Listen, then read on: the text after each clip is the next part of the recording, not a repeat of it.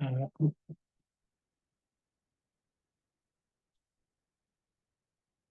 Ok, entonces iniciamos chicos, una vez más, buenas noches con todos. Quien les habla pues es Leonardo Gruchava, médico cirujano, egresado de justamente la Universidad César Vallejo, la sede de Trujillo. Y el día de hoy pues vamos a hablar un poco sobre lo que es un tema interesante que se ve desde el primer nivel de atención al segundo y se maneja a veces en el tercero, ¿no? Eh, lo cual es la enfermedad cerebrovascular o accidente cerebrovascular, como lo quieran llamar, SV o ACV, ambas son válidas. Una vez más, pues agradezco a IFMSA UCB, al comité de SCOMI y bueno, vamos a comenzar entonces, ¿ya? Comenzamos con lo que es, ¿qué es un ACV propiamente dicho, ¿no? Es importante saber que durante la ponencia se va a hablar de dos grupos y dentro de los grupos de un par de subgrupos, ¿ok? Lo primero que hay que saber es que hay una alteración en lo que es el flujo sanguíneo de nuestra vasculatura o nuestra micro o macrovasculatura cerebral, ¿ok? Entonces, como dice acá, en términos vagos, una parte del cerebro pues se va a detener, ¿ok? Generando pues un stroke, ¿cierto? Y el stroke pues se denomina a veces ataque cerebral, se denomina a veces ictus, se denomina a veces ACV, etcétera, ¿no? Si el flujo sanguíneo se detiene por más de pocos segundos, el cerebro no puede recibir nutrientes, ¿no? Y oxígeno. Y las células cerebrales pueden entrar en apoptosis, lo que causa daño cerebral permanente e irreversible. Hay casos y casos, ¿no? En los que, por ejemplo, la persona entra en paro cardíaco, pues, en una parada respiratoria, ¿sí? Cardiorrespiratoria. La persona se le hace, por ejemplo, RCP, ¿ya? Y el RCP tiene, digamos, una función en específico que es obviamente la sobrevida de la persona, intentar, como su nombre dice, reanimar la parte cardiopulmonar, pero a veces el RCP se olvida de una parte importante que es el sistema nervioso central y pese a que el corazón vuelve a latir, pese a que los pulmones siguen funcionales, aquí ya no llegó sangre, generando un daño irreversible, lo que nosotros conocemos pues como estado vegetal, ¿cierto? Una persona que está viva, pero que ha perdido eh, el oxígeno y los nutrientes al cerebro, por lo cual tiene un órgano relativamente muerto, ¿no? Entonces la persona está viva, está postradita, su corazón late, sus riñones funcionan, sus pulmones pues generan los intercambios gaseosos, pero el cerebro ya no coordina, ¿ok? Es un órgano muerto. Ahora, dentro de todo, como les había comentado, hay dos grupos gigantes, ¿ya? Que uno es el ACV de tipo isquémico y el otro es el ACV, pues, hemorrágico, ¿no? Como su nombre lo dice acá. Y esta imagen me gusta porque, pues, está muy bien representado, ¿no? La isquemia, como su nombre lo dice, pues, esta es la luz de un vaso, de una arteria en este caso, donde hay un émbolo, ¿no? Que también puede ser un trombo, que puede ser un ateroma, etcétera. La cosa es que si el diámetro de la luz es este, pues viene el émbolo, la grasa, el coágulo y lo obstruye, generando que ya no haya el paso correcto, pues, de nuestra sangre para que pueda nutrir al cuerpo, generando una isquemia, como su nombre lo dice, y eso nosotros lo conocemos, pues, como ACV de tipo isquémico, ¿no? La obstrucción de la microcirculación cerebral. Y luego está el hemorrágico, que, bueno, como su nombre lo dice, es una hemorragia, producto de una explosión, pues, de una arteria, ¿no? Ahora, la circulación cerebral, como vemos en esta angiotac, ya puede ser subdividida, como vemos en esta angiotac, y como vamos a ver también en la siguiente lámina, que sí lo había puesto, ¿ok? Arterias especiales importantes, la cerebral anterior, la arteria cerebral media, que ya vamos a ver más adelante, el seno sagital superior también, seno recto, la cerebelosa anteroinferior y la basilar.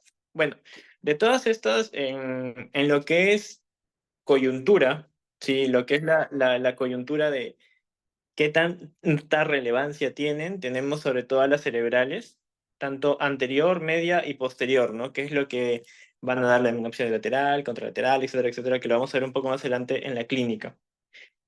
Esto es para fines básicamente teóricos, ¿sí? Obviamente no van a salir aprendiendo acá a ver una angiotac o una tomografía al 100%. Tomografía tal vez un poco más, que hay más imágenes y es un poco más sencillo de explicar, pero es más o menos para que se ilustren, ¿no? Que en neurocirugía, en neurología, en la parte de neuro, en lo que es la parte de imagenología y cerebros, hay zonas y campos, ¿no? Por ejemplo, este es un corte coronal, un corte sagital paramediano y un corte transversal. No, esta es la típica TAC, la que todos vemos. Ahora, dependiendo de la zona infartada, es que están coloreadas. Por ejemplo, lo que está rosado, ¿ok? Corresponde a la parte, para mí, más importante del tema, que es la arteria cerebral media, y en la parte coronal es esto. Vemos que abarca un gran porcentaje de la imagenología en cuanto a la tomografía, seguido de cerca de la cerebral anterior, viendo los de cortes sagitales, coronales, pues un punto intermedio igual en el transversal, ¿no? Pero esas dos arterias son las que suelen preguntar más para fines de examen, ¿ok? Y un consejito, en ENAM, en RM y etcétera, etcétera, etcétera, digamos, la pregunta más común es sobre la arteria cerebral media, ¿ok? Así que a veces cuando pueden champearla, ahí está. Luego, esta es la vascularización del tronco del encéfalo, ¿no? Acá tenemos el polígono de Willis y esta es la vista de cómo se ve por una angiotac, ¿ok? Mucha imagenología, mucha parte anatómica, pero como les digo, en esta parte de acá lo que más interesa es la cerebral media que nace aquí, ¿ok? Ahora, comenzamos con ya, creo yo, la parte más importante, un poco más extensa en sí, que es la parte de la clasificación de los ictus. Bueno, como les había dicho, isquémicos y hemorrágicos. Datos a tener en consideración. ¿Dónde está el marcador de resultado? Ya. Isquémicos es el más común, ¿ok? Es el más común, es el más grande a estudiar, porque los hemorrágicos suelen limitarse a tres, ¿no? Que es el hematoma epidural, subdural y la HCA. Pero el isquémico sí abarca un montón de cosas, ¿no? Y tiene bastantes etiologías. Miren, tiene la parte de aterología aterotrombótica, que tiene la oclusión vascular por un trombo, ¿ok? Que puede ser la embolia arterioarterial, que tiene un mecanismo hemodinámico que puede ser por una estenosis crítica de una microarteria. En cuanto a las enfermedades de pequeños vasos, tenemos al ictus lacunar, ¿ya? Importante también. Y la etiología cardioembólica, el ictus isquémico de mecanismo desconocido es el que más predomina. Ahora, ¿qué está mayormente relacionado en general con lo que es ACV en la parte etiológica? Dos cosas, la hipertensión y los fumadores, ¿ya? ¿Por qué? Porque a veces todos piensan que la parte de ACV específicamente es un tema netamente que le compete a neuro y en realidad no, es un tema que también le compete a cardio y es un tema que también le compete a endocrino. ¿Por qué? Porque muchos se olvidan, justamente por eso es que hago énfasis en el primer nivel de atención, nivel de atención. ¿Por qué? Porque aquí es donde está obviamente la promoción y la prevención. Y aquí aparecen los estilos de vida saludables, los cuales son extremadamente relevantes a la hora de llegar a un tercer nivel. O sea, aquí es donde todo peruano debería, digamos, morir en tener estilos de vida saludable. Vida sana, alimentación sana, dieta sana, etcétera, etcétera, etcétera, ¿no? Pero, ¿qué pasa? Es que obviamente la mayoría de peruanos, por ejemplo en la zona donde yo estoy, son obesos, son hipertensos, tienen diabetes tipo 2, también conocida como, ya saben, diabetes de malos hábitos alimenticios o resistencia a la insulina, ¿ok? En conclusión, tienen síndrome metabólico, ¿no? Y el síndrome metabólico es un factor predisponente gigantesco para ictus isquémicos y también de tipo hemorrágicos. Con respecto a los hemorrágicos, como vemos ahí la incidencia baja bastante, hablamos de un 10 a un 15% nada más, y aparece la hipertensión, algo que, bueno, dos temas que a mí particularmente me gustan mucho, que es la parte neuroquirúrgica, que es las malformaciones arteriovenosas, que si mal no recuerdo, según la casuística aquí en Perú está en un 0,25 nada más de incidencia. Es una enfermedad rara, ya es una enfermedad en la cual se genera como una bolita en la cual tiene arteria y tiene componente venoso, ¿no? Es una malformación arteriovenosa y los aneurismas, ¿no? Que es la dilatación de una arteria. Y aquí se acumula sangre y que puede, pacientes hipertensos, esto puede romperse y por lo general generar hemorragia subaracnoidea, ¿no? Las angiopetías amiloides, menos comunes, y otros puede ser por anticoagulantes, sangrados intratumorales, etcétera, ¿no?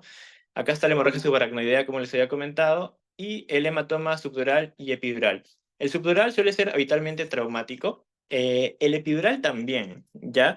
Pero entre los dos, el que más guarda relevancia va a ser el subdural para cuestiones de examen. Ya, para cuestiones de examen, siempre el subdural va a tener cierto grado de relevancia, a menos que te ponga una tomografía, ¿no? Donde obviamente sale a flote lo que es el hematoma epidural con su forma biconvexa y etcétera, etcétera, etcétera. Ahora, factores de riesgos. Tenemos cuatro tipos de etiologías: aterotrombótica, cardioembólica, infarto lacunar y hemorragia cerebral intraparenquimatosa. Para lo que es la parte aterotrombótica, edad, HTA, dislipidemia, tabaquismo, hábito enólico. ¿Ok? Entonces, estos dos, muy comunes en Perú. Muy, muy comunes. Dislipidemia, una consecuencia de esto. HTA, una consecuencia. Y la edad, pues todo paciente añoso a mayor edad, mayor riesgo de presencia de aterotrombosis. Cardioembólica, fibrilación auricular, prótesis valvulares mecánicas, infartos agudos de miocardio previos, endocarditis, defectos septales, ¿no? Eso básicamente ya es una parte patológica, una enfermedad que sería primaria y el ACV sería la entidad secundaria. Y el infarto lacunar sería por una microangiopatía hipertensiva, que es la microateromatosis o la lipoalianosis, y la hemorragia cerebral, la HTA, es la causa más frecuente. Bueno, esto yo creo que a día de hoy todos los presentes acá es por lógica. ¿Por qué la HTA? Porque la HTA pues aumenta obviamente la presión arterial y peor si hablamos de una crisis hipertensiva. Es por eso que hablan de si hay o no hay órgano diana afectado, porque la HTA te puede causar muchas fallas y una de ellas es que una arteria del cerebro explote y ahí qué es, ¿no? La angiopatía amiloide y las MAPS. La amiloide es para ancianos y las MAPS para jóvenes. Aquí discrepo un poco de la literatura. ¿Por qué? Porque si bien las MAPS aparecen en jóvenes, o sea, aparecen desde la parte teórica, desde la parte clínica sintomatológica, con los sangrados centinelas que te van avisando que algo está pasando, que hay un dolor de cabeza y que puede generar una hemorragia subaracnoidea u otra.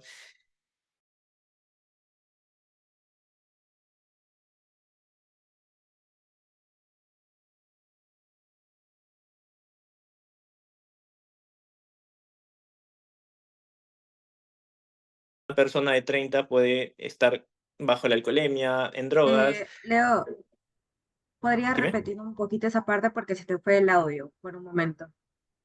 Ok, ok. ¿Qué parte? ¿En qué me quedé? Posiblemente repite de hemorragia cerebral, por favor. Ya. Bueno, les decía entonces que la hemorragia cerebral intraparenquimatosa tiene un componente muy importante que es la hipertensión, como dice acá, que es la causa más frecuente, y que más que nada es por un tema de lógica, ¿no? Que aumenta la presión arterial, que puede llevarte a una crisis, y es por eso que preguntan siempre en crisis hipertensiva si hay o no daño de órgano diana. ¿Por qué? Porque el aumento de presiones, ese cambio de presiones en una circulación tan chiquita como la que es del cerebro suele hacer que revienten, ¿no? Y luego la parte etiológica de angiopatía amiloide suele ser más en ancianos y las malformaciones en jóvenes, pero como les estaba explicando, eso es más para fines teóricos, porque en la hora de práctica, lo que determina ello van a ser muchas cosas. Como explico, o sea, puedes tener un anciano de 65, pero que está en plenitud, come bien, se hidrata bien, hace deporte, corre, no consume Viagra, un adulto mayor que se quedó durante toda su vida y toda su vida tuvo su malformación arteriovenosa en la cabeza, pero jamás, jamás, jamás de los jamases reventó, se presentó. Y luego tenemos, por ejemplo, a un joven de 25, 28, que puede estar obeso, que puede tener hábitos tabáquicos, hábitos enólicos, y de la noche a la mañana se muere porque se durmió y la MAP justo reventó, o genera clínica porque la MAP igual no reventó y comenzó un sangrado interno, ¿no? Entonces, en cuestiones de literatura, como les digo, no hay que ser tan interpretativos porque a la hora de la práctica clínica lo que varían son los factores asociados a la enfermedad que uno está evaluando, estudiando, ¿no? Ahora, estas son las premisas. ¿Ya? Y esto sí, digamos que no es algo amén, de decirle amén, amén, amén, de que sí o sí va a pasar, pero si nosotros tenemos ahí la imagen de una noche, un amanecer, ¿A qué lo asociamos? Pues, como vemos ahí, los ictus isquémicos, ¿sí? Son más frecuentes durante la noche o primeras horas de la mañana. ¿Por qué? ¿Cómo es que estamos a esas horas? Bueno, esta es mi cama, acá estoy yo echado, ya. Nosotros estamos en posición de cúbito, de verdad, de cúbito supino, toda la vida durmiendo como cerdos hoy. Entonces, obviamente, las gradientes, pues, entre comillas, se normalizan, ¿cierto? Es mucho más difícil que un émbolo, por ejemplo, viaje contragradiente, suba a la microcirculación cuando uno está en actividad o está, pues, de pie, pero es más fácil que durante la noche y en un estado total de paz, ¿ok? Donde la presión no sube, porque acá hay muchos factores implicados. Miren, por ejemplo, aquí, vamos a ver la parte de abajo. Acá hay una familia jugando, chicas ejercitándose. ¿Y qué pasa acá? Cuando uno se ejercita, por ejemplo, sube la presión.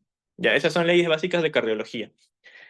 Yo, Leonardo, por ejemplo, yo no soy hipertenso, ¿no? Yo tengo 24 años, pero si yo me pongo a jugar un partidito de fútbol y me toman la presión instantáneamente, debe estar por encima de los 190, 200 tal vez milímetros de mercurio, la sistólica y la diastólica por encima de 100, fácilmente. Y eso no me hace hipertenso, simplemente es que el cuerpo a mayor demanda genera mayor aumento de presión. Entonces, en las noches no pasa eso, el cuerpo está en un estado de reposo absoluto. Los émbolos pueden viajar con libertad por todo el torrente sanguíneo hasta que encuentran un vaso chiquitito donde ya no pueden pasar más, ahí se quedan y te genera el ácido isquémico. Es por eso que a veces los pacientes, sobre todo viejitos, se duermen y al día siguiente ya no despiertan, porque o fallecieron o entraron en un accidente cerebrovascular isquémico. Caso contrario, con la premisa de abajo que dice que los hemorrágicos durante la actividad diurna o los esfuerzos físicos. Y como les digo, tiene sentido. Porque, a ver, si ustedes tienen, por ejemplo, esta niña que tiene 15 años, ¿ya? Y esta niña no sabe, pero tiene un aneurisma, ¿ya? Y esta niña, para su mala suerte, pongámosle 18. Y esta señorita, para su mala suerte, comenzó a consumir tabaco, comenzó a salir a fiestas, con el alcohol, pero se cuida, dice, ah, bueno, si voy a tomar, si voy a fumar, voy a cuidar mis pulmones y todo, voy a hacer ejercicio. Entonces tiene dos factores de riesgos ahí, ¿no? Un factor de riesgo, entre comillas, sano, que es el ejercicio, pero que predispone, ¿no? Como dice acá, la actividad diurna, los esfuerzos físicos predisponen a que explote. Y tienen otro factor de riesgo, que sí es el hábito tabáquico, el alcohol, y de por sí tenía ese aneurisma. Entonces, ¡pum!, revienta y genera la sintomatología.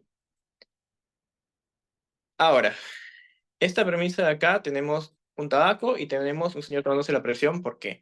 Porque el control de riesgo vascular global, ¿ok? Requiere un esfuerzo para reducir todos y cada uno de los factores de riesgos. Y esto es lo que justamente he agregado a esta lámina hoy, porque esto es lo que ve el primer nivel de atención. Yo, por ejemplo, esto es lo que vemos nosotros, ¿ya? Si bien es cierto, el cese del tabaco es la medida con mayor impacto sobre el riesgo vascular, hay otras formas de apoyar, ¿no? Porque toda persona que ya tiene un hábito malo instaurado, es gradual la forma en la que debe ir dejándolo, ¿no?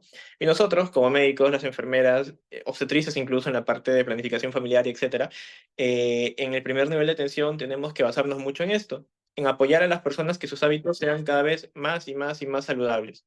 ¿Por qué? Porque el dejar el tabaco, por ejemplo, predispone a que el riesgo cardiovascular disminuya y aumente el beneficio. Igual un paciente hipertenso controlado, ¿no? Ya saben, con el típico losartán en el abril, valsartán creo que salió el último, y etcétera, ¿no? O sea, el paciente que esté totalmente controlado. Ahora, el factor más fuertemente asociado al riesgo de ictus es la hipertensión arterial.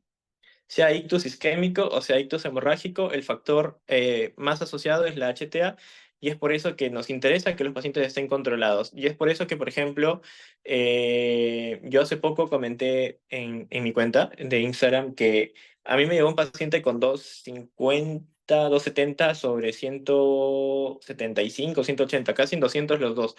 Y la verdad es que yo sí me asusté, porque, o sea, en cualquier momento yo sentía que ese paciente o se me infartaba o le podía pasar una hemorragia. Y de acá al regional, por ejemplo, estoy a 4 horas. Y entonces no iba a ser muy plausible el hecho de una referencia. Muy probablemente si algo pasaba, el paciente se me quedaba acá, lo cual me iba a generar obviamente un problema médico legal a mí. Entonces, obviamente eso es lo que no quería. Ahora es el paciente, y encima es adulto mayor porque tiene 81, don Pedrito, eh, está netamente y bajo estricto cuidado de mi persona, ¿no? Ahora, comencemos con lo que es la parte de ictus isquémico, ¿no? Bueno, ya un preámbulo dado antes, tenemos el flujo sanguíneo bloqueado. Acá, por ejemplo, está la luz de la luz de la arteria, del vaso, y vemos un coágulo, ¿no? Puede ser un coágulo de sangre, puede ser un émbolo de grasa, puede ser una placa de ateroma que salió, que se despegó. Es por eso que también la parte de farmacología aquí es importante. Por eso es que se le da torvastatina, ya sea de 20 o de 40 a los pacientes cuando tienen este tipo de riesgos, para poder generar un mayor beneficio. Ictus isquémico, obstrucción de una arteria cerebral, ¿no? Ya sea por un coágulo que se produce mismo dentro del vaso sanguíneo o por un coágulo que se produce en otro lugar, pero que va viajando, ¿no? Un coágulo viajero. Ahora, la etiología, como dice acá, ojo, importante, ya, la causa más frecuente de ictus isquémico es la aterosclerosis de vasos extra e intracraneales. ¿Ok? La aterosclerosis en pocas palabras, ¿no? Porque puede ser que sea vasos del mismo cerebro, como puede ser vasos de otros lugares del cuerpo, pero que viajan, ¿no? La segunda causa es la cardioembólica, ya, afectándose con más frecuencia el territorio de la, acá está, arteria cerebral media. Es por eso que, por ejemplo, cuando ustedes hagan examen, ¿ok? Tengan un examen de neuro, se van a acordar, cuando el doctor diga esto de acá, que es el signo de la cuerda, y cuando ustedes vean una pregunta que dice paciente, bla, bla, bla, bla, bla, un chamullo gigante, y dice a la tomografía se aprecia signo de la cuerda positivo en la tomografía axial computarizada del cerebro, podemos hablar de un compromiso de la arteria cerebral media. ¿Ok?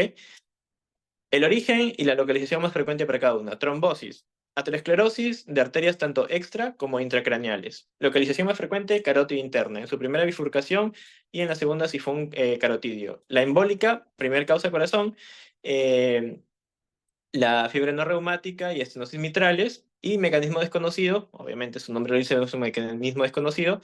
Y miren acá, la arteria cerebral media hasta en un 80%, o sea, es una barbaridad lo que ocupa la arteria cerebral media, que es justamente lo que veíamos en láminas anteriores. Y el flujo sanguíneo, que está en las crisis de Adam-Stock, el shock, ya sea cardiogénico o neurogénico, y zonas limitantes entre la arteria cerebral media de nuevo y la posterior. Ahora, esto hay que tenerlo en cuenta y hay que saber diferenciarlo. Ya, esto es relativamente muy fácil. A veces incluso yo recuerdo en el pregrado que solía hacer mucho pregunta de examen y eran preguntas regaladas, que era un texto gigante, pero que te daba un dato muy puntual que es el de acá. Si el paciente tiene síntomas neurológicos que pueden ser compatibles con un ACV, ya, pero dura menos de 24 horas, ya, tú automáticamente marcas esto. Acá es menos de 24 horas. Marcas esto. TIA. Transitory Ischemic Attack. O hay ataque isquémico transitorio, ¿no? Es un episodio breve de disfunción neurológica. Eso le pasó a mi abuelito, por ejemplo. En el año 2021, en pleno COVID, mi abuelito estaba feliz, comiendo su caldito, y de la nada se apagó. Se quedó así, se vino abajo. eh, Todos pensamos que le dio un infarto, yo el primero. Encima yo estaba en otra ciudad, yo estaba como a 40 minutos de ahí. Y luego mi prima trató de darle respiración boca a boca, claramente no lo hizo bien porque mi prima no es personal de salud, pero dentro de sus buenas intenciones le abrió la boca, estaba... Y a los 20 30 minutos más o menos, o menos, tal vez 15 20 mi abuelito reaccionó y como si nada. ¿Eso qué significa? Bueno, eso significa, y es algo muy simple, viene así. Por ejemplo, vamos a hacer un dibujito, ¿no? Hay un émbolo viajando por el torrente sanguíneo, ¿ya? Hasta que encuentre un lugar donde se obstruye parcialmente. ¿Esto qué genera? Obviamente que el cerebro no recibe la cantidad adecuada de oxígeno, ya sea totalmente, porque tienes que ser salado para que justo se incluya una rama que nutre a varias zonas, o netamente una zona específica del cerebro, no un área. Entonces, esto automáticamente se debería llamar ACV isquémico, ¿no? Vino y se bloqueó. Pero esto es cuando se bloquea y ya no pasa.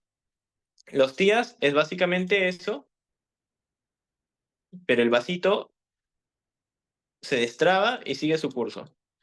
Entonces, aumenta el flujo, aumenta el oxígeno, el cerebro recupera, aún no muerto, aún las células no han entrado en apoptosis como tal, ¿ok? No ha pasado todo el mecanismo fisiopatológico que pasa para que el cerebro perezca, y eso se le conoce como AID, ¿no? Como dice acá, típicamente menor a 1 hora. Para fines teóricos dicen menor de un día, ¿no? Pero es bien yuca que una persona que está con 20, 18, 19, 24 horas, obnubilado, somnoliento, entrando a estupor, o que el Glasgow cada vez vaya bajando, suba abruptamente, ¿no? Por eso dice, como acá dice la premisa, típicamente regresa en 1 hora y todo bien. Pero ojo, como dice acá, sin evidencia de infarto en las técnicas de neuroimagen, ¿ya? Pero hay otra cosa que ustedes deben saber, y eso es importante. ¿Por qué? Porque, por ejemplo, este es Leo, ¿ya? Leo se portó mal, vino Evelyn y le metió un cocachito, ¿ya? ¿Qué pasó? Leo estaba bien. Estaba triste por el cocacho, pero estaba bien. Para que suene más realista, le metió un ladrillazo. Ya, le metió un ladrillazo. Le generó un tec, ¿no? Ya. Ya, Leo estaba relativamente mal, le dolía la cabeza, pero de la nada, Leo parece que entró en coma. Evelyn se asustó, dijo, me voy a la cárcel, que por aquí, que por allá, pero no, no necesariamente, porque luego Leo revivió. Ahora, ¿qué pasaría ahí? ¿Tú pensarías en un AIT? No, porque lo más probable es que luego Leo de nuevo pierda la conciencia y ya cada vez se acerque más a San Pedro, hay que verlo por emergencia, porque la etiología en este caso es un TEC. Los AID suelen ser para los abuelitos, por ejemplo, ya. Los abuelitos, personas adultas, así con factores de riesgos pues muy marcados. Pero si te dice, por ejemplo, no, ¿sabes qué? Es un paciente con post traumatismo encefalocraniano, craneoencefálico, como le quieres llamar, se golpeó la cabeza y tuvo un periodo de conciencia, disminuyó la conciencia, la recuperó y ahora la ha vuelto a disminuir, pero ya no responde, está entrando en coma, eso claramente no es una AID. Eso lo más probable que sea es un hematoma epidural y esa cronología que te estoy marcando se llama intervalo de Petit. Por eso es importante saber esos pequeños datos a la hora de responder una pregunta de examen y ya más cuando sean más grandecitos de tomar una decisión, ¿no? O sea, por ejemplo, si ahorita me llega un chiquitín que su mamá le metió un martillazo y tiene ese intervalo, yo claramente no voy a decir, ah, tiene un accidente isquémico transitorio, ya pasó. No, es automáticamente, ni bien recupera la conciencia y veo que comienza a obnubilarse de nuevo, referirlo. Sí puede que llegue. En 4 horas yo creo que sí hay perdón, un goal time para poder darle un tratamiento oportuno que es neuroquirúrgico, obviamente, porque hay que drenar ese hematoma, ¿no?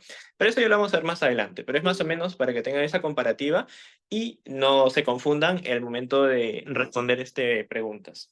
¿Ok?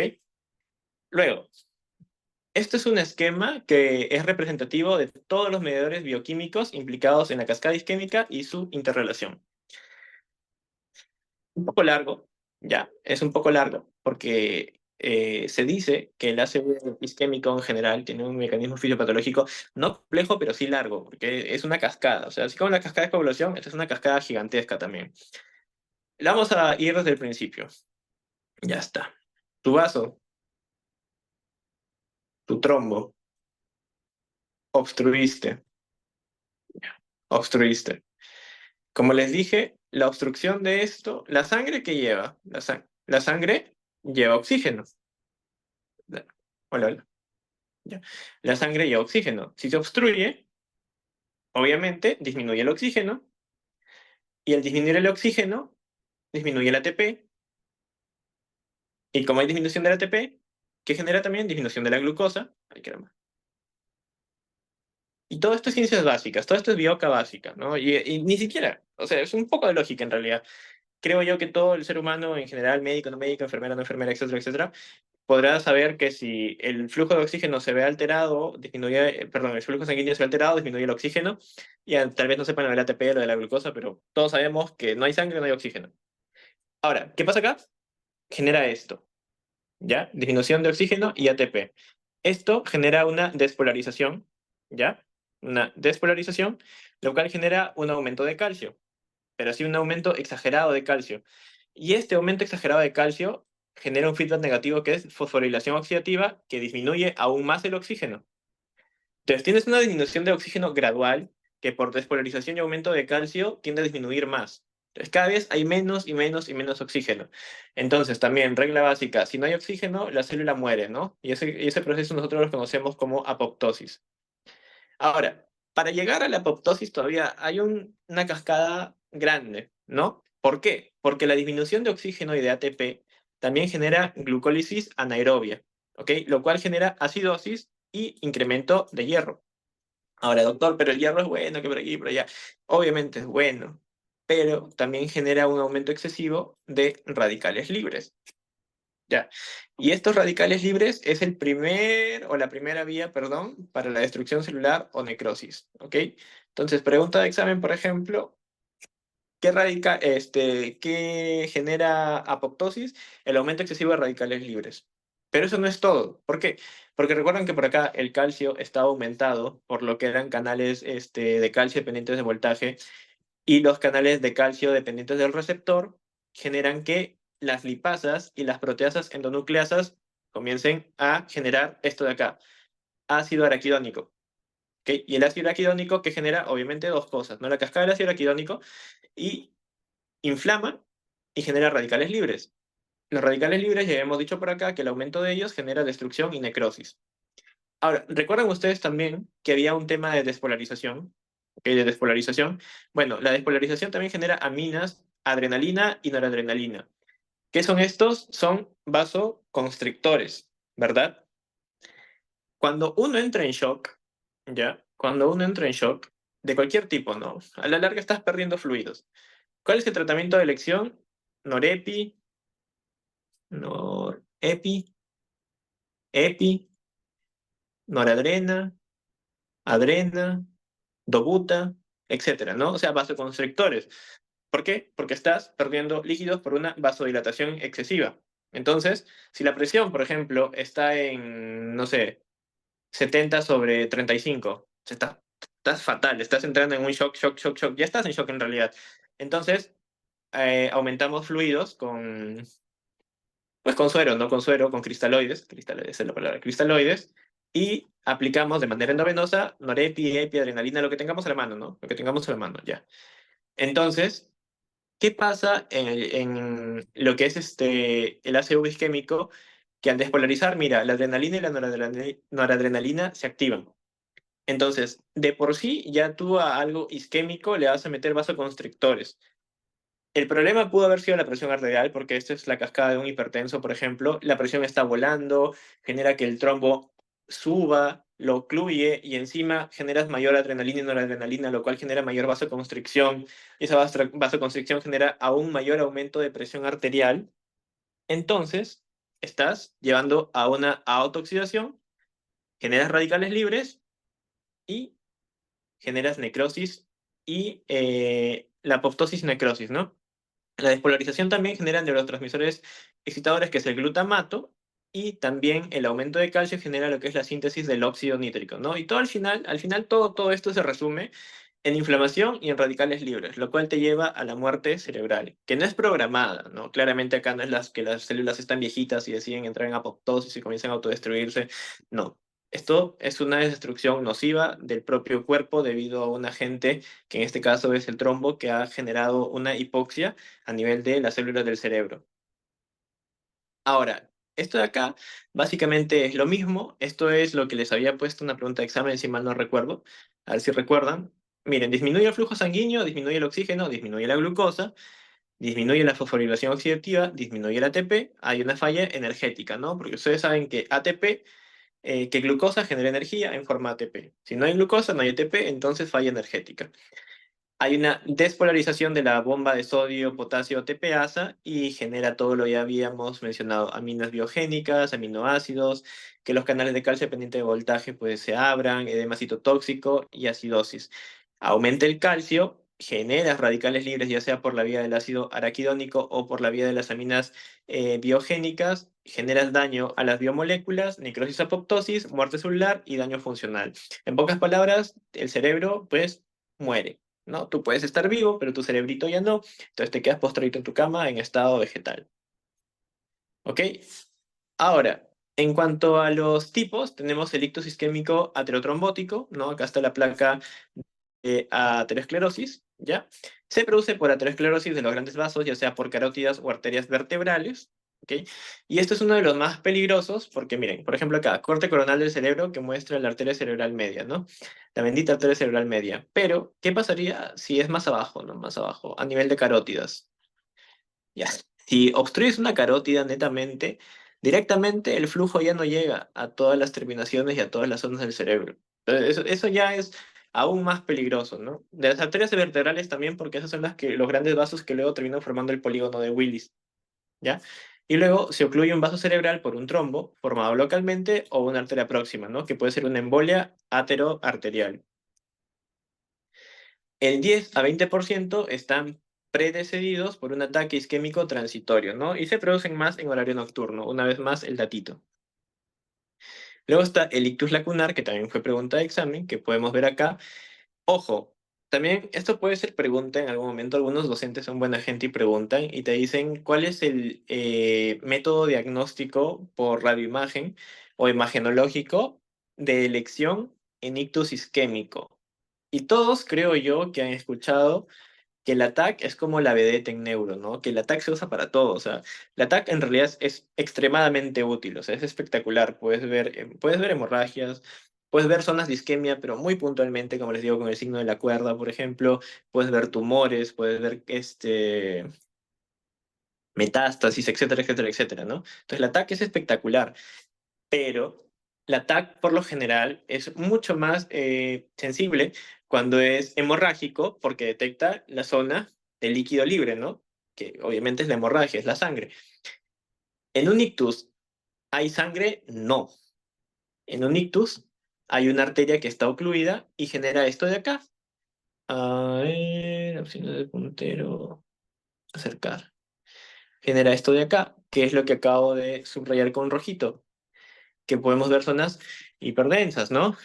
Y como dice acá, constituye el 20% de los ictus, ¿no? Varones de edad avanzada, la HTA una vez más, diabéticos, fumadores, básicamente personas con problemas metabólicos, ¿no?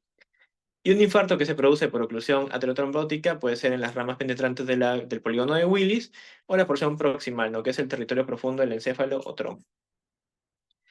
Ahora, esto también, bueno, las diapos yo les voy a pasar al comité de SCOMI para que las comparta con ustedes, pero esto es chévere porque miren, son como datitos importantes para su diagnóstico. ¿Qué pasa si tienes un paciente con hemiparesia o hemiplegia facio brachiocrural, pero puede que tenga o no puede que tenga disartria, ¿no? Y la exploración es relativamente normal, hablamos de un síndrome hemimotor puro. Si tú tienes hipoestesias o parestesias, ya sea de la cara, de los brazos, del tronco y de las piernas contralaterales, puede que esté afectada como que también no la sensibilidad, tenemos un síndrome sensitivo puro, ¿ok? Entonces podemos ver que la fascio braquio crural, hemimotor, sensibilidad, sensitivo. Es menos específico y combinación de los dos síndromes anteriores, síndrome sensitivo motriz. Disartria, paresia facial central, hiperreflexia, Babinski, ¿ok? Y ojo, el Babinski recuerden que es normal en menores de 2 años y luego es patológico en adultos, por ejemplo, ¿no? Por eso es que acá aparece el signo de Babinski contralateral al lugar del infarto, torpeza de la mano, síndrome disartria mano torpe. Y por último, paresia de predominio crural asociado a ataxia. Tenemos lo que es hemiparesia atáxica. Ahora, con respecto a esto, el diagnóstico, como dice aquí, es por clínica y exploración que considera un 80%. ¿Ok? Es importantísimo la parte de semiología neurológica en los ACVs, sobre todo de tipo isquémico. Hay un margen como para poder evaluar de manera elocuente y consciente a un paciente. Porque, ojo, un ictus isquémico no necesariamente el paciente tiene que venir con Glasgow menor a 8, que tienes que intubarlo y meterlo a la UCI, no. Esos suelen ser los hemorrágicos. Ya los ictus isquémicos, como ven anteriormente, puede ser hemiparesia facio brachiocrural u otras. Ya, o sea, son sintomatologías como que zonificadas, en las cuales con con un buen fundamento teórico puedes llegar al diagnóstico, ¿no? Y se confirma a través de la imagen. En algunos casos con TAC, como ya les había mencionado, tal vez de la arteria cerebral media, pero la RM es la más sensible. Ojo, como dice acá, si la lesión es profunda, por lo que no afecta a corteza y no hay disfunción cortical, es decir, nunca van a tener afasia, ni hemenopsia, ni asognosia, ni extinción. O sea, también hay ACVs que son un poco yucas, ¿ya? Pero que eso yo creo que ya te lo da la experiencia, o sea, la experiencia en la parte clínica y sobre todo la experiencia que ahora muchos de ustedes deben estar teniendo ya fuera del COVID, donde ya no hay virtualidad, sino que ya al menos así hagas bolita detrás del doctor, ves otra realidad, eso sirve bastante. El tratamiento, básicamente, control de la presión arterial y tratamiento como cualquier otro ictus, ¿no? Los ictus es como, ¿cómo decirles? Los ictus, si bien es un acápite gigante en los libros y todo, no deja de ser, si se dan cuenta, una consecuencia de. O sea, los ictus, por ejemplo, vamos a hablar del ácido isquémico, que bueno, que es el que estamos tocando ahorita, no deja de ser una, para mí, patología secundaria. ¿Por qué secundaria, Leo? Fácil, porque el ictus no es que de la noche a la mañana apareció, no es que sea una enfermedad autoinmune, no es que sea una enfermedad con la que naces, oye, nació con accidente cerebrovascular tipo isquémico, no. Es una enfermedad que es consecuencia de otra enfermedad o de otra condición, ¿no? Hipertensión, síndrome metabólico, etcétera, malos hábitos alimenticios, fumadores y tal, que llegan a ser patologías incluso psiquiátricas, te pueden generar ACVs. Entonces, por eso, como todo en la vida, si tú tratas la causa, las colitas se tratan por sí solas, ¿no? Bueno, este es un cuadro gigante en el cual yo particularmente no voy a profundizar mucho porque creo yo que esto no hay mucho que explicar, es de lectura realmente, pero el que sí voy a tratar de decirles bien y que quede genial es este de acá, la arteria cerebral media, porque como su premisa lo dice, es la más frecuente, puede tener tres estructuras implicadas, frontal, parietal y temporal, y vemos que los síntomas son un montón. Incluso puedes tener afasia de Wernicke, afasia global, hemianopsia homónima contralateral, etcétera, etcétera, etcétera, ¿no? Miren, por lo general en neuro, ya, acá está tu cerebro, tus ventrículos. Si la zona afectada es el lado derecho, la sintomatología se va al lado izquierdo. Y si la zona afectada es el lado izquierdo, la sintomatología se va al lado derecho. Entonces, es por eso que aparece la palabra contralateral, ¿no? Exacto, como dice Paola Cuevas Enrisi, contralateral. Ah, chicos, sí. Si tienen alguna duda, para no avanzar y que la duda quede bien cuajada, me la hacen saber. Pero voy a prender un ventilador porque hace mucho calor. Entonces, básicamente eso, ¿no? Y también me gustaría que participen. Yo creo que eso también es fundamental. Pero voy a poner en uno para que no se escuche mucho. ¿Ok? Si se escucha mucho, también me lo hacen saber. Ahora, continuando, tenemos el diagnóstico. Acá hay una premisa que es importantísima, que es el tiempo. El tiempo para todo es esencial. Tú no te lanzas a casarte si no conoces bien a la persona. Tú no te lanzas a una carrera si no has pasado tal vez un test de estos que hacen los psicólogos de qué carrera es para ti. Y así como todo, el tiempo es fundamental. Los tiempos de Dios son perfectos, dicen muchos dichos del tiempo, y en medicina no es la excepción. El tiempo es esencial tanto en el diagnóstico como en el tratamiento. Porque hace falta que tú te pases 10, 15 min y lo que era tal vez un ictus que era muy manejable, muy llevable, se te termina complicando, te terminas chocleando y y a veces terminas en la morgue, no tú, sino tu paciente, pero ahí dando declaraciones, ¿no? Ahora, datos que saber sí o sí en ictus isquémico a la hora del diagnóstico. Uno, y el más importante, la RM es más sensible. Aquí todos somos team resonancia magnética en ictus isquémico. ¿La TAC sirve? Sí y no. Doctor, pero no tengo resonador. Refiérelo. Doctor, pero tengo tomógrafo. ¿Pero qué clínica tiene? De ictus isquémico. Refiérelo. Confírmalo para que sea el tratamiento más oportuno, para que sea el tratamiento más idóneo. O sea, también en la vida a veces no hay que jugar a ser héroes, ¿cierto? Porque, por ejemplo, acá nada más vienen a veces pacientes pediátricos, ya que una faga, creo que ya hasta los más chiquitines de la sala la saben tratar. Pero hay cosas que obviamente uno tiene que saber sus limitaciones y para eso están los especialistas y o los centros especializados, ¿no? Entonces, referir no te hace mal médico, no te hace mal nada, al contrario, te hace una persona sensata. Entonces, si tú tienes clínica de ACV isquémico y no tienes resonador, refiérelo a un lugar donde sí haya resonador, ¿ya? ¿Para qué sirve el TAC? Para tres cosas. Lesiones hemorrágicas. ¿Estamos en ACV hemorrágico? No, estamos en isquémico, entonces no. Depósitos de calcio. Bueno. Lesiones óseas. Sí, pero, o sea, no es la etiología principal ni los depósitos de calcio ni las lesiones óseas. Y si ya hablamos de lesiones hemorrágicas, pues dejó de ser un ACV isquémico, pasó a ser un ACV hemorrágico. Entonces, resonador. La leucariosis es esto de acá, tal vez no se vea mucho, es una imagen de rarefacción, compromiso de la sustancia blanca. Hay una desmielinización, pero de tipo isquémico, que se observa típicamente en las ERM. Y acá no sé qué pasaba, en las ERM. Edad avanzada y con factores de riesgo cardiovascular. Acercar, acercar, acercar. Miren, acá está. Este es bueno, este es un ataque, ¿no? No sé si se puede acercar más, no se puede acercar más. Pero esto de acá es la leucorrhiosis. No sé si llegan a ver como si fuera un halo hipercaptante de contraste, pero claramente no lo es porque está localizado en el ventrículo, por ende es la parte de la sustancia blanca. Esto es la leucorrhiosis. Miren acá, parece que dibujó una cara, ¿no? Pero no ese es el caso.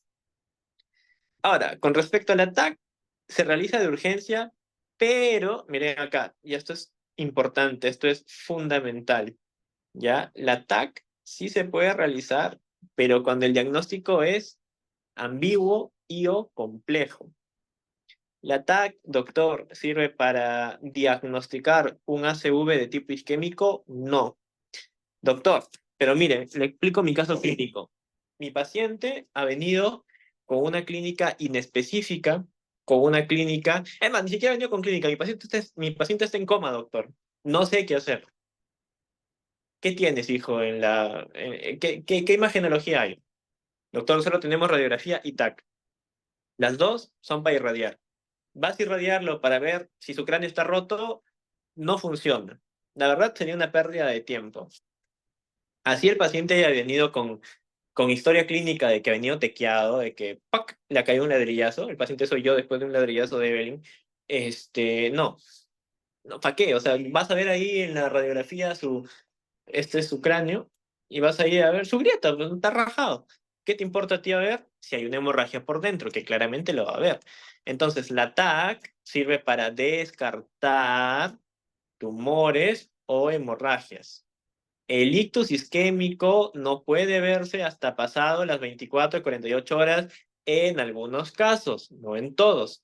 La hemorragia sí se ve de inmediato, pues, porque hay sangre. Se está sangrando, ahí captó. Y le das... A ver, pregunta para ustedes. A una posible hemorragia, ¿es un ataque sin contraste o con contraste? Sí, no, ¿y por qué? Para que respondan, porque también me quedo sin saliva. Entonces, para darme una pausa.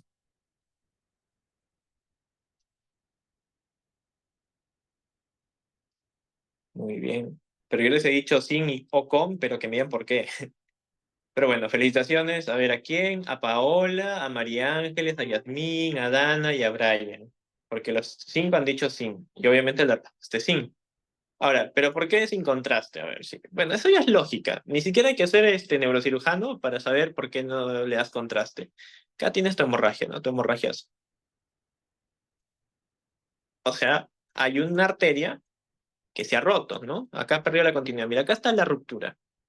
Y tú vas todo sonso y le metes contraste al vaso. O sea, le estás metiendo más líquido a un vaso que está perdiendo líquido.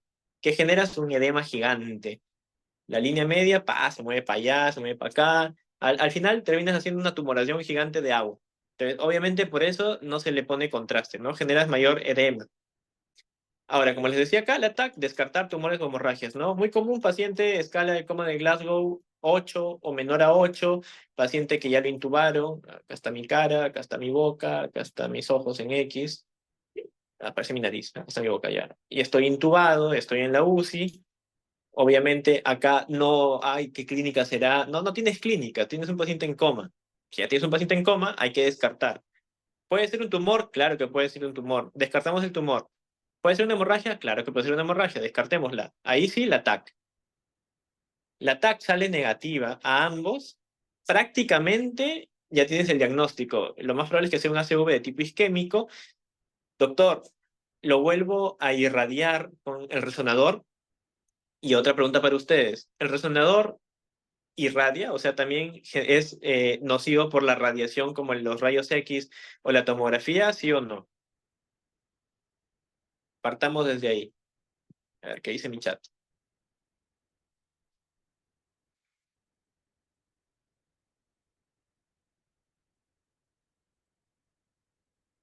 Mi chat no responde. Ya bueno.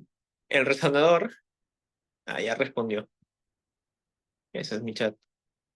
Ya, Danisa, Claudia, Yasmín, Enrique, Tolentina más específico, exacto, solo campo magnético. Exacto, el resonador no, digamos, no es nocivo porque es con vectores.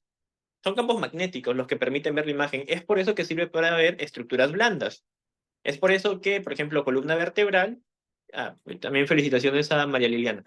Es por eso que en columna vertebral, por ejemplo, usamos resonancia magnética, porque queremos ver estructuras blandas, queremos ver la parte medular, queremos ver los discos, etcétera, etcétera, etcétera, ¿no? Y entonces la TAC ya se vuelve un poco tosca, o inútil, tal vez en otras palabras, ¿no? Poco útil. Entonces, en la parte de ácido isquémico, la premisa del ATAC solo sirve para descartar en pacientes, como les digo, con clínica ya ni siquiera en específica, sino con directamente que tal vez ya no tienen clínica. A veces, como se dice acá, se pueden ver signos precoces. A veces, ¿ya? Pero, a ver, si nosotros estamos en Lima, en el Instituto Nacional de Ciencias Neurológicas, tenemos resonador, tenemos sonógrafo, tenemos todo. ¿Para qué vamos a irnos por el a veces, no? Pero de todas formas es importante comentarles que a veces se pueden ver signos precoces. Muy, muy a veces, ¿no? Como borramiento de surcos, la diferenciación entre sustancia blanca y gris, por lo que es el edema. Pero ojo, el edema a veces también te suele orientar más a hemorragia. Te suele orientar tal vez a una infección, por ejemplo, una neurocisticercosis, te puede generar, porque hay edemas, y ahí sí, por ejemplo, le pones contraste y hace un halo hipercaptante de contraste, pues es otra jarana, ¿no? La TAC, como dice acá, es muy mala para ver infartos de la fosa posterior, ¿ya? Por los numerosos artefactos óseos, ¿no? E infartos corticodurales superficiales. Chamullo. La verdad es que esto es más que nada para que ustedes lo lean y tengan ahí. Los hallazgos que se visualizan, aquí está en la TAC craneal sin contraste, varían según el tiempo de evolución. Ya, como dice acá, la TAC está indicada para un posible sangrado, pero se ha reportado, que acá está, a ver, marcador resaltado, se ha reportado el signo de la arteria hiperdensa en las 4 primeras horas debido al trombo en el húmero arterial, que es esto de acá, acá, donde está cerca. Miren, acá, que es como una cuerda. ¿Verdad? Por eso se llama signo de la cuerda, que es esto de acá. Ustedes, sean honestos, sobre todo los estudiantes tal vez que todavía no llevan imágenes o cirugía, que por sí en pregrado no se lleva bien, ¿no? Son generalidades. Un momento de honestidad. ¿Ustedes creen que si les dan una tomografía así, ustedes van a decir, oh, mira, ahí está el signo de la cuerda? No, es muy probablemente que esta imagen de acá la consideren normal. Entonces, como les digo, es muy inespecífica, ¿no? Es para ojos más que nada bien entrenados. Que ojo, lo pueden hacer, claro, y los felicitaría. Yo el primero. Pero les digo desde mi experiencia, por ejemplo, yo en pregrado era malísimo para esto. O sea, yo me acuerdo que con la doctora Rocío Asmarán, de mi poderoso Hospital Belén, me decía, pero ¿viste el acuerdo? Y yo le decía, doctora, ¿dónde está el acuerdo? Y luego, bueno, ya terminé encontrando el acuerdo, ¿no? Eh, Hablamos ahora sí de la RM, de razonamiento matemático, no, de la resonancia magnética. Importante, se ve el infarto se ve el infarto desde el inicio. Miren, acá hay una imagen bonita, bien bonita en realidad, que como dice acá, es una RM, ¿no? Donde vemos todo lo que es la parte y el componente arterial. Como son estructuras blandas, se puede visualizar bacán. Miren, aquí, desde acá. Desde el tronco arterial brachiocefálico, ¿ok? Vemos por acá a la subclavia, por aquí. vemos a la arteria cerebral, vemos todo, ¿no? Ahora, la angio-RM, ¿ya? Esto es, por ejemplo, de una paciente con estenosis carotidia bilateral, esta de acá, ¿ya? Que está aquí, ¿ya? Y aquí. Estenosis ya saben que es que, digamos, como cuando tú estás eso, absorbiendo con un sorbete y absorbes tanto que ¡pum! Perdió la luz, ya, eso es una estenosis. Y onta, acercar. Miren acá, acá está como con cinturita, si se dan cuenta. Aquí está con su cinturita, digamos que era gordita y luego se hizo Shakira y luego siguió normal. Es una arteria muy latina. Tronco, cinturita, caderita y luego sus piernotas, ¿no? Entonces, eso básicamente mi imagen. Ahora, el tratamiento, ¿saben qué es la fibrinólisis? ¿Ya? Bueno, yo asumo que saben, y si no lo saben, el tratamiento es la fibrinólisis, uno de los pilares. Doctor, ¿la fibrinólisis se da para todo? No. Tiene contraindicaciones tanto absolutas como contraindicaciones relativas. Y hay que saber individualizarlo. ¿Ok? Comencemos con las más fáciles, entre comillas, que son las relativas. Embarazo, relativo. ¿Ya? Relativo, tienes que tener un ginecólogo experto y un neurólogo experto, ¿ya? Síntomas mejores o clara mejoría espontánea. Relativo. Acá no es, pero ¿por qué, doctor? Está mejorando. Sí, pero acuérdate que puede ser un tía. Entonces, mejoría a veces la asocian mucho a tía. Y no todo lo que mejora es tía. Entonces, o directamente nunca mejoró, pero dicen, no, hay que darle margen. Y el paciente se te está desfalleciendo. Tiempo de evolución entre 3, 4 horas y 5 horas, y algunos de los siguientes, ¿no? Edad mayor a 80 años, ictus muy grave, toma de anticoagulantes orales, diabetes, ictus previo, ¿ya? Este, yo creo que... Ah, no, eso es de punción lumbar. No, les iba a mostrar un post de mi página, pero eso es de punción lumbar, que tiene unas similitudes, ¿ah? Sobre todo con los anticoagulantes y tal. Luego, los antecedentes de IMA en los 3 meses previos. Doctor, pucha, me infartó mi abuelo hace 6 meses y ahorita está con ácido isquémico, ¿podrá realizarle fibrinólisis? Claro, es relativo, hay que individualizarlo bien, hay que evaluar todos los factores de coagulación, todo lo que es la serie roja y tal, pero se puede. Que él no tiene algo que tú digas, no, no, ¿para qué? No. Hemorragia gastrointestinal o urinaria 21 días previos, cirugía mayor o trauma importante en las 2 semanas previas. Ahora, por nada del mundo tú puedes hacer fibrinólisis en un sangrado, ¿no? O sea, eso está para cárcel. Nunca, jamás, sangrados. Hemorragias intracraneales, no. Sangrado interno activo, no. Sospecha de hemorragia subaracnoidea, tampoco. No, no puedes, ni debes. Neoplasias, aneurismas, malformaciones arteriovenosas cerebrales, tampoco. Pero doctor, no está sangrando. Sí, pero si tú lo fibrinólisis puedes romper eso y va a sangrar. Entonces, en lugar de hacerlo un bien, pasas un ictus isquémico, un ictus hemorrágico, a la larga va a terminar en quirófano. Entonces, recuerden que, primum non cere, ¿no? Primero no hacer daño.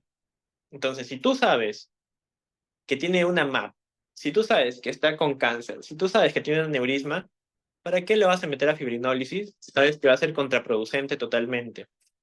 Infarto extenso o una presión, miren, no es una crisis, pero sí es una urgencia hipertensiva tal vez, a pesar del tratamiento. No, sí es una crisis, claramente es una crisis.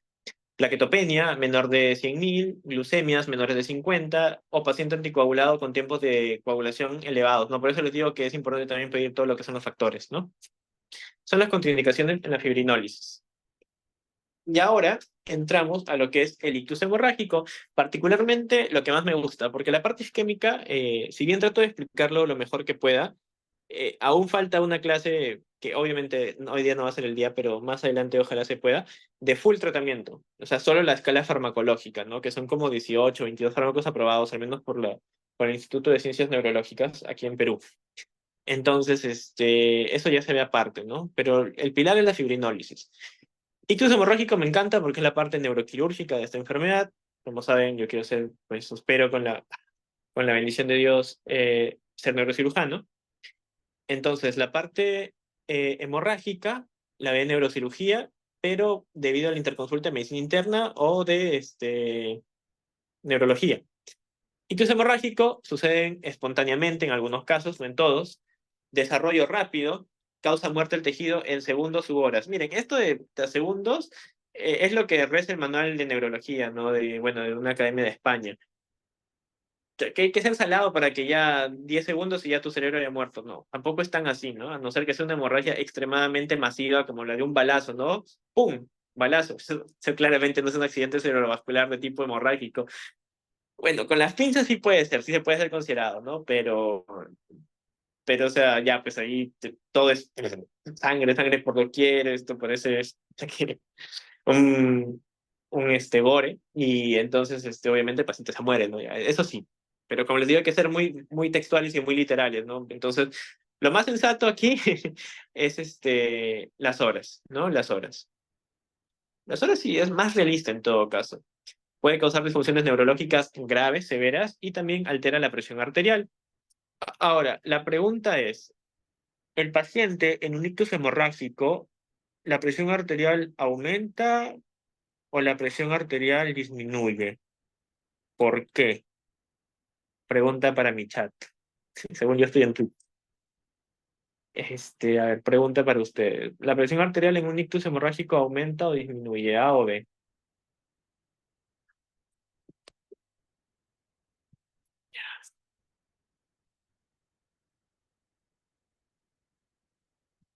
Miren, qué interesante lo que ustedes dicen, ¿ah? A ver, Lisette, Dana, Yasmín, Fabricio, Lisette con datos incluso, Mark, Milagros, Danisa. ah, Aumenta, Paola, incluye factores, aumenta cuando estudia la PIC, Cristian, aumenta ya. Miren, todos dicen que aumenta, ya, todos dicen que aumenta. La saturación también aumenta, miren, interesante. Pero yo les digo algo, ya, va a depender de la zona y la expansión y el tiempo. Porque acá esta es una pregunta muy mal elaborada. O sea, si por ejemplo un día un docente de ustedes les pregunta esto, ¿aumenta o disminuye? Ustedes pueden refutarle y decirle ninguna. Bueno, perdón, las dos. ¿Por qué?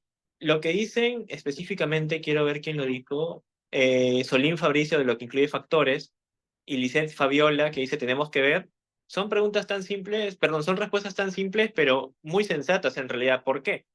Porque no es lo mismo, ¿ok? Un ictus de tipo hemorrágico de 10 minutos de evolución a un ictus de 3 horas o a un ictus de un día. ¿Por qué? A los 10 minutos, obviamente, tiende a aumentar. A las 3 horas se normaliza y disminuye y al día comienza, obviamente, si no es tratado oportunamente, porque hay pacientes que están sangrando de a poquitos, de a poquitos, de a poquitos, y es por eso el tiempo y la expansión que les comento, ¿ok? Si sangras de poquito, de poquito, de poquito, de poquitos, a la larga puede que haya un aumento porque estás perdiendo sangre y el cuerpo dice, no, estoy perdiendo, compenso, entonces subo la presión, pero luego el tiempo avanza, avanza, avanza y al final te descompensas y entras en shock. Es un shock de tipo cardiogénico y de tipo neurogénico. Entonces, la respuesta ahí, como les digo, puede ser A, y ambas están perfectas. ¿Ok, chicos? Les agradezco la participación. La verdad, me ha gustado mucho que estén hablando acá. Y sí, es una pregunta un poco tricky, ¿no? Es una pregunta un poco como para cranear, no es una pregunta para que te lances. Y si te ponen aumenta, disminuye y ambas, tú puedes marcar con sensatez ambas, porque va a depender. ¿Ok? Como les digo, a ver, más exacto, una hemorragia. ¿Ya? Una hemorragia por rotura de aneurisma, pero de aneurisma de la aorta, de la aorta abdominal todavía, una semejante arteria que carga litros y litros de sangre, versus un aneurisma de una arteria chiquitita del cerebro. Ambas sangran, ambas son hemorragias, pero acá estás perdiendo líquidos a más no poder, que probablemente te lleve a shock en que 3, 5 minutos, a lo mucho, si es que es una rajadita y si es una ruptura probablemente te mate al toque, y la otra te da un poco más de margen, ¿no? Te da hasta margen tal vez de que el neurocirujano entre, cauterice y vuelva a ponerte el cráneo y todo lo demás. O sea, ahí hay que saber diferenciar en ese tipo de respuestas. ¿Ok? Pero bien, las dos, bien. Sus participaciones, excelentes. Características. Miren, para poder diferenciarlo de los isquémicos son los siguientes. En general, los signos y síntomas no se limitan a un único territorio vascular. Ahora, vamos a retroceder aquí y me van a decir, pero leo qué son los territorios vasculares, que por aquí, que por allá. Muy fácil. Miren, por ejemplo, esto de acá son los territorios vasculares. Vamos a borrar acá, vamos a borrar acá, vamos a borrar acá, vamos a borrar acá. Todo esto de acá es lo que abarca, por ejemplo, la arteria cerebral media, ¿no? Lo rosado, ¿ya? Lo rosadito. ¿Ya? Entonces, esto de acá es un territorio vascular que se puede visualizar en el corte transversal, en el corte coronal, e incluso en el sagital mediano, ¿no? Que pareciera que es la glándula o la zona hipotalámica, pero no lo es claramente porque está más arriba, ¿no? Pero o sea, por la forma, ¿no? Entonces, esta es una zona. ¿Y qué pasaría, ya, si nosotros nos recordamos lo que Leo dijo y nos vamos por acá, miren, acercar? Por ejemplo, arteria cerebral media podría haber desviación de la mirada hacia la lesión, podría haber afasia de Broca, podría haber aminestesia contralateral más astognósia, afasia de Wernicke, etcétera, ¿ya? Esos son los ACVs de tipo isquémico, que se pueden limitar, como les había dicho, ¿no? Que son los que, por eso les digo que la clínica te permite y te favorece en algunos casos el tema de que de una forma u otra te da margen de dar un buen diagnóstico, un buen tratamiento, etcétera, etcétera, etcétera, ¿no? Menos cuando ya están en escala de coma de Glasgow menor a 8, ¿no? Ahí sí XD. Pero, en cambio, ¿dónde estoy? Aquí. En cambio, los hemorrágicos ya no, tal vez ya no se limitan a un único territorio vascular. Los hemorrágicos, lo más probable es que abarque todo esto. Miren, miren este cerebro. Miren este muchacho. ¿Dónde está el ventrículo? ¿Dónde está el ventrículo izquierdo? Miren el de acá. ¿Dónde está la otra parte del ventrículo derecho? Miren cómo está su línea media. Está bailando salsa, está así. Está de acá también, está para allá. Suele evolucionar en el transcurso de varios minutos. No es una instauración súbita, o sea, no es una instauración abrupta, ¿ya? Se acompaña de cefalea, náuseas, vómitos. Ojo, esta es una premisa, como dice ahí, general, algunas características. Porque, a ver, bueno, esto sí de cajón. Esto es pregunta fácil, regalada de examen de muchas universidades que está acá. Prueba diagnóstica de elección, tomografía axial computarizada para hemorragias. Para hemorragias. Ahora, por ejemplo, esto de acá, ojo con el punto 3, ¿ya? El punto 3 es importante, obvio que es importante, muy importante, pero, hay que tener cuidado y ojo en eso cuando nos hablan de náuseas y vómitos, ¿de qué manera? Por ejemplo, si te viene un paciente, ah, a ver, que le duele la cabeza, náuseas, vómitos, fotofobia,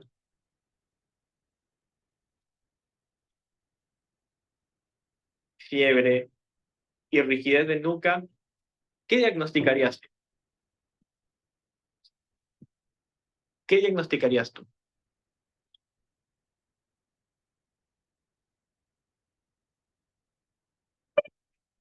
A ver, Lisette Fabiola dice, bueno, mira, Lisette Fabiola, te felicita, me gusta, pero eso lo voy a añadir después, ¿ya? Ahorita solo un paciente, a Paola, perfecto, Paola, perfecto. Bueno, los tres perfectos, Cristian, Fabiola y Paola, perfecto los tres.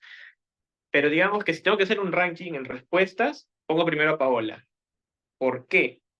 Porque ella está dejando dos diagnósticos, ¿ya? No está diciendo solo uno. Y miren, Lisette dice otro tema que es importante. Dice, doctor, meningitis por los signos meningios, por la rigidez de nuca. Pero ahora yo te digo, ¿la rigidez de nuca es solo de meningitis o de meningoencefalitis? No. Esta de acá puede ser una HCA o una meningitis. Si yo fuera quien está dando el examen, marcaría meningitis. ¿Por qué? Porque hay fiebre. Hay un proceso infeccioso probablemente, ¿ya? La cefalea no la especifican, que es ahí donde quiero felicitar a Fabiola, Lisette Fabiola, ¿ya? Las náuseas y vómitos no lo especifican. Te dicen que te duele la cabeza, que está con náuseas, que está con vómitos, que está con fotofobia, que está con sonofobia, que está con rigidez de nuca, signos meningios, ¿ya? Y tiene fiebre, entonces meningitis. La migraña también te la puede causar un poco menos, ¿ya? La migraña yo sí quitaría ahí la rigidez de nuca y también lo que es la fiebre, ¿ok? Esos dos quitaría yo, porque la migraña no te da ni fiebre ni rigidez de nuca. La migraña más bien te puede dar aura o no te puede dar aura, te puede dar otras cosas, ¿ya? Por la instauración también puede ser meningitis. Claro, por eso les digo, meningitis. Para mí, meningitis. Pero ahora, ¿qué pasaría si la pregunta cambia y te dice cefalea, pero la paciente dice, es el peor dolor de cabeza de mi vida, ¿no? Que ya desde que te dicen esa premisa que está en todos los ENAM, en todos los RM, en todos los ENARM, en todos los EXUM, creo que en los STEPS también, en todo. Te dicen peor dolor de cabeza de tu vida, ya hemorragia subaracnoidea. Pero, por ejemplo, si te dice cefalea, ya, pero náuseas y vómitos en escopetazo, o sea, tal vez no te dicen que la cefalea es el peor dolor de cabeza de tu vida, te dicen, no, cefalea, cefalea, doctor, cefalea, pero te dicen, náuseas o vómitos en escopetazo, y, ¡pum!, una escopeta, ahí también puedes marcar HCA, ¿ok? Entonces, la HCA y la meningitis suelen ser diagnósticos diferenciales que los puede diferenciar el dolor de cabeza, la fiebre y las náuseas y los vómitos. Porque la triada de meningitis, que es cefalea, fiebre y náuseas y vómitos. Sí. No, perdón, cefalea, fiebre y rigidez de nuca, que estoy hablando. Cefalea, fiebre y rigidez de nuca. Y la de HCA es cefalea, rigidez de nuca y náuseas o vómitos, pero en escopetazo. ¿Ok? Entonces, ese es un diferencial para que ustedes puedan tener en cuenta, chicos. ¿Ya? Eso es importante y agradezco una vez más la participación. Por presión intracraneal aumentada, me preguntan por acá, a mensaje directo, me han mandado un DM por acá. La presión intracraneal, ¿ya? La PIC, aumenta claramente porque la PIC, si nosotros recordamos un poco de teoría, es, se me fue el término, no, no, pero vamos a poner el logo, ¿ya? Aumenta la PA, aumenta la PIC, ¿ya? El aumento de PIC te genera papiledema, y la PIC puede generarte la presión arterial te puede generar aumento de la PIC y tal, entonces el aumento de la PIC puede estar más asociado a la HCA. ¿Por qué? Porque acá hay un edema, ¿ya? Y la presión intracraneal, el cráneo es una bóveda, ¿no? Una bóveda que tiene su cerebrito, su masa, tiene su agüita, sus sustancias, ¿ya? Y obviamente cuando aumenta esto, la presión en el cráneo aumenta, ¿no? Entonces la HCA es la que más se va con la PIC. La meningitis te genera papiledema en algunos casos. Incluso la migraña te puede generar papiledema en algunos casos y aumenta la presión intracraneal. Pero esos dos son temas aparte. Ya conversan con Silome para ver cuándo hacemos esos temas. ¿Ya? Para no demorar mucho, pero a ver, para no dejar el chat al aire, que dice alteración del sexto par y papiledema. Claro, perfecto. Ahora, miren acá. Comenzamos con los hematomas. ¿Ya? Comenzamos con la S. La S de Sixtina, que es mi hermana. El hematoma subdural. Hemorragia entre el córtex cerebral y la dura madre. ¿Ok? Tiene forma semilunar, ya en la TAC, y se produce por rotura de vasos corticodurales, más frecuentemente en las venas. ¿Ok? Entonces, recordar, subdural, venas. Subdural, semilunar. Subdural, supermortal. ¿Ya? Todo con S.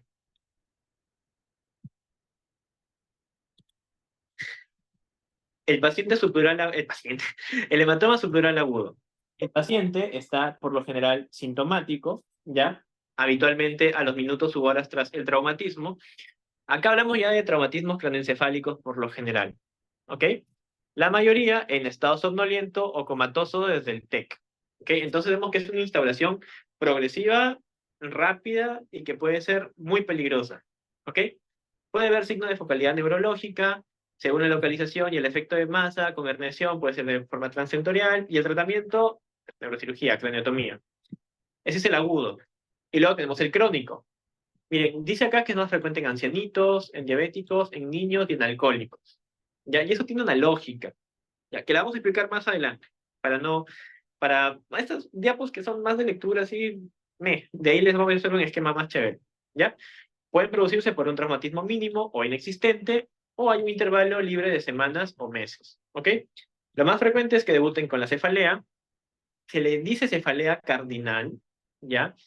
Pero ese es más orientado hacia hemorragia subaracnoidea, pero también puede estar presente acá, ¿ok?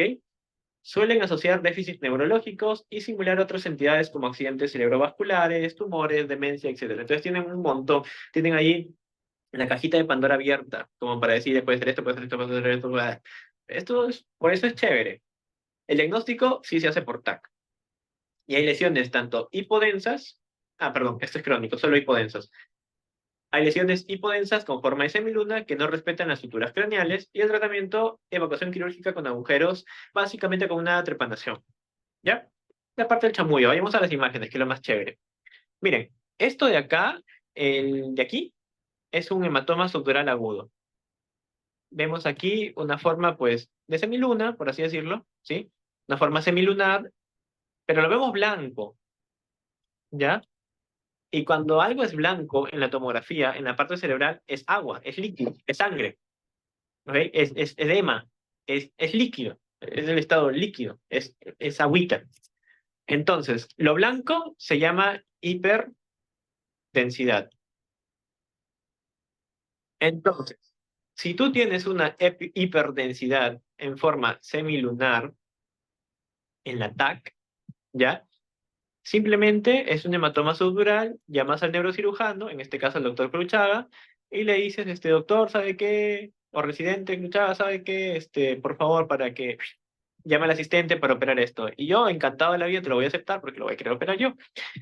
Entonces, doctor, pero mira, acá dice que hay desviación de la ilíaca media, compresión del tercer ventrículo, relación subfacial. No. Si tú tienes una hiperdensidad semilunar, ya no necesitas que el doctor describa que la línea media está por acá, que los ventrículos sean semilunar, hiperdensidad, hematoma subdural agudo. El sangrado está activo. Hay que extraerlo, hay que hacer este drenaje.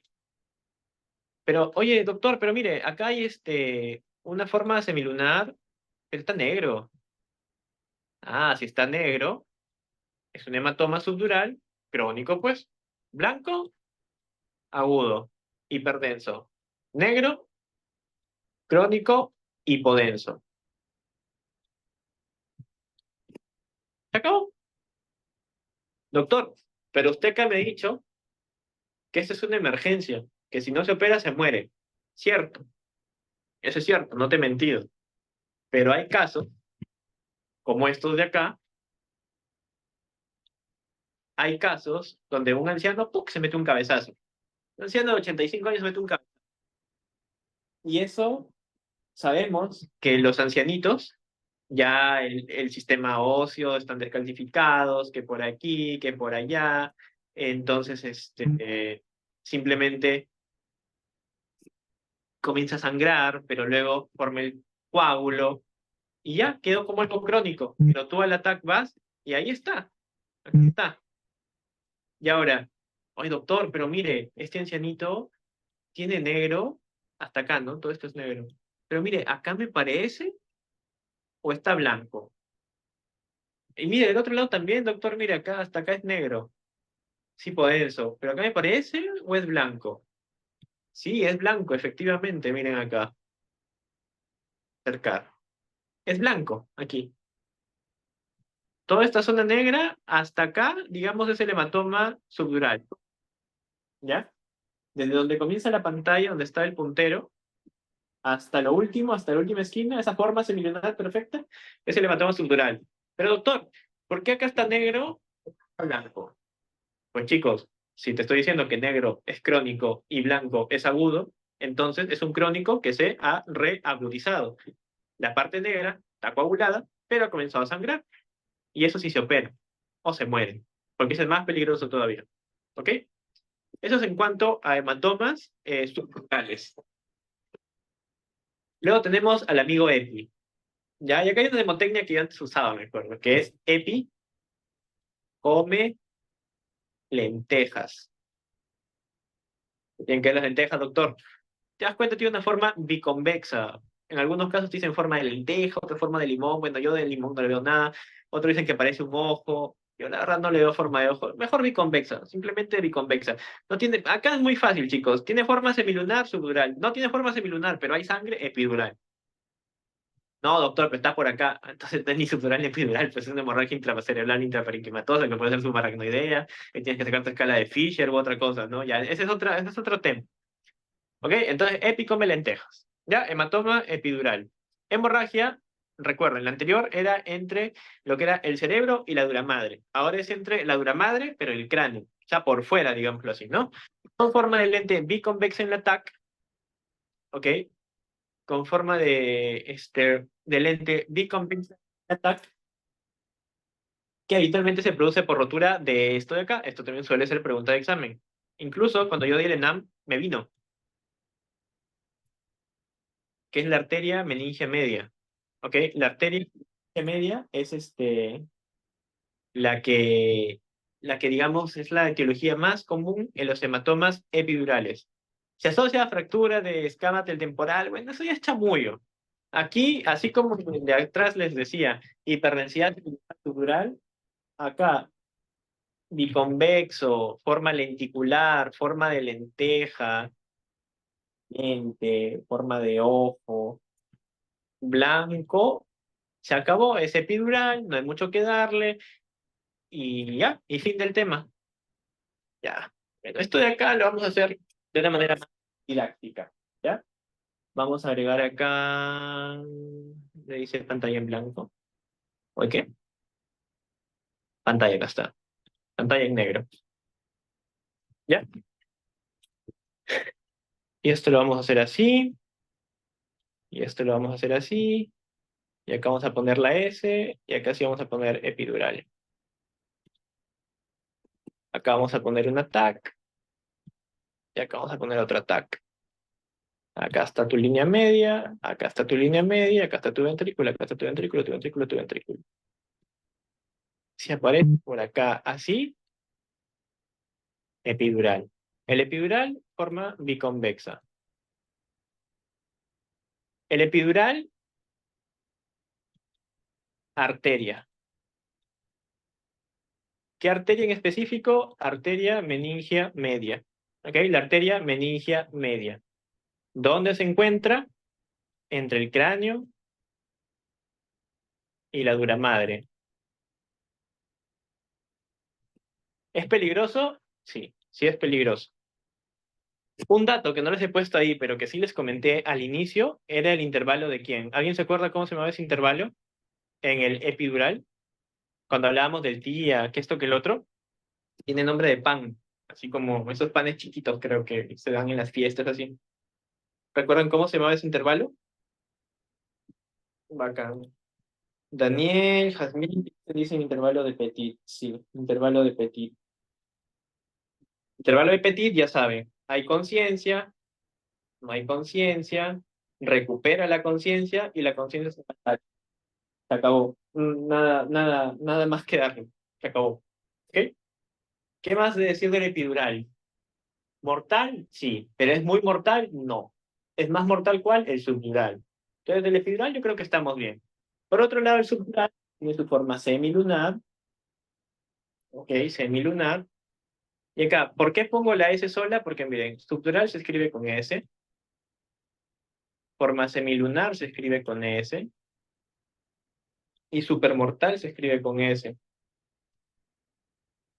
De los dos, este es el más mortal. ¿Ya? De los dos, este es el más mortal. ¿Lo ves blanco? Agudo. ¿Lo ves negro? Crónico. ¿Lo ves blanco-negro? Crónico, reagudizado. Si el epidural es de origen arterial, el subdural es de origen venoso. ¿De qué específicamente? De las corticodurales, de las venas corticodurales. Epidural, ¿verdad? Sí, algo más que agregar. Jóvenes. Subdural, adultos y viejitos. Y alcohólicos. Y drogadictos. Y cualquier persona que pueda tener, ¿qué cosa? Que se olviden las cosas. Estaba de rumba y borré cassette. Bueno, no borré cassette, me borraron el cassette porque me peleé, me metieron un botellazo y perdí la conciencia, pero desperté en mi casa con Evelyn ahí metiéndome lapos encima. Y luego ya más adelante cierro la conciencia, me traigo una tomografía y ven un coágulo negro y abajo blanquito. Ah, este men tuvo un hematoma subdural, perdón. Lo tuvo, se coaguló, bueno, pero ahorita ha vuelto a sangrar. Y ya, y se acabó. Y todo esto de acá es esto de acá. Subdural, venoso, epidural, arterial. Forma de coágulo, semiluna, biconvexo. Clínica, rápida evolución. Biconvexa, intervalo reducido, que es el intervalo de Petit. TAC, semiluna hiperdensa. Epidural, lete hiperdenso. Tratamiento con anatomía de urgencia. Subdural más del 50, epidural del 15 al 30%. Y se acabó. Y ya no hay más vuelta que darles a los hematomas. Es tan fácil como eso realmente. O sea, no hay que ser, digamos, egresado de Harvard para poder diferenciar estos hematomas y se pueden diferenciar desde el primer ciclo. ¿Ok? Y acá está la clasificación un poquito más ya, más reducida, ¿no? La epidural, la sangre sale por fuera de la dura madre, urgencia neuroquirúrgica, forma de lenteja.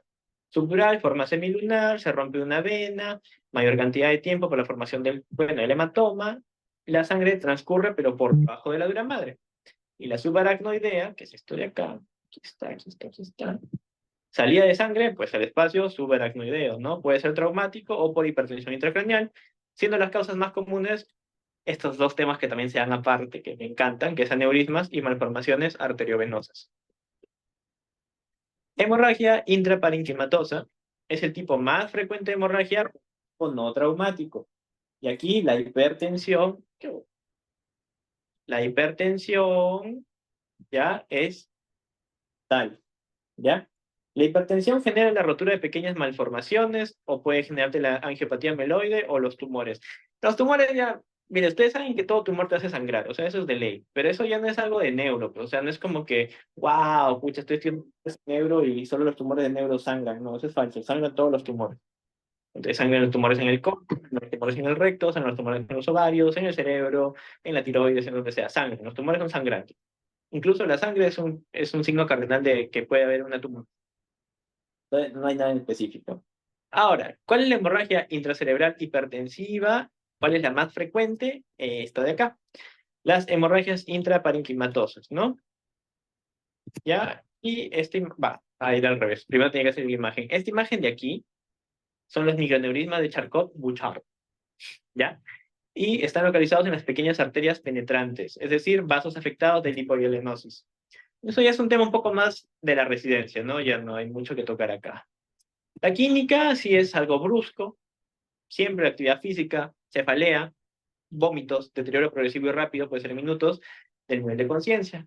Existen síntomas neurológicos en función de la localización. Los signos oculares son especialmente importantes para localizar la lesión. ¿Ok? Acá vemos una hemorragia aguda, pero de ganglios basales. El tratamiento debe ser preventivo, una vez más, primer nivel de detención, tratamiento de la HTA también, ¿ok? Y en la fase aguda, mortalidad del 75%. ¿Ok? Hay que tener control de la presión, control glucémico, control térmico. Si se programa cirugía, solo si es un hematoma cerebeloso, pero con signo de compresión de tronco. En hematomas de tamaño mediano hay que seguir el curso progresivo siempre y cuando el paciente no esté en coma. ¿Ok? Si hay signos de hipertensión endocraneal, se utiliza manitol. ¿Ya? Hipertensión intracraneal es un tema aparte también, como les digo, bueno, ya se dará más adelante.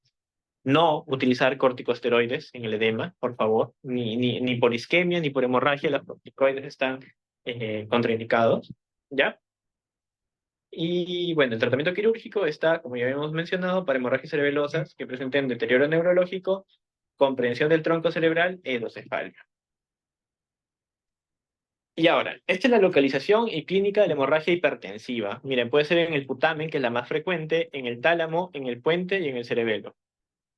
Si hay hemiplegia más hemianopsia contralateral que incluye cara, putamen.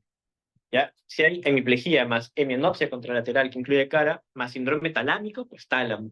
Tetraplegia más tetraparesia, puente. Y el cerebelo, como sabemos, estabilidad puede darte vértigo, inestabilidad, ataxia, paresia, motor conservado, etcétera, ¿no?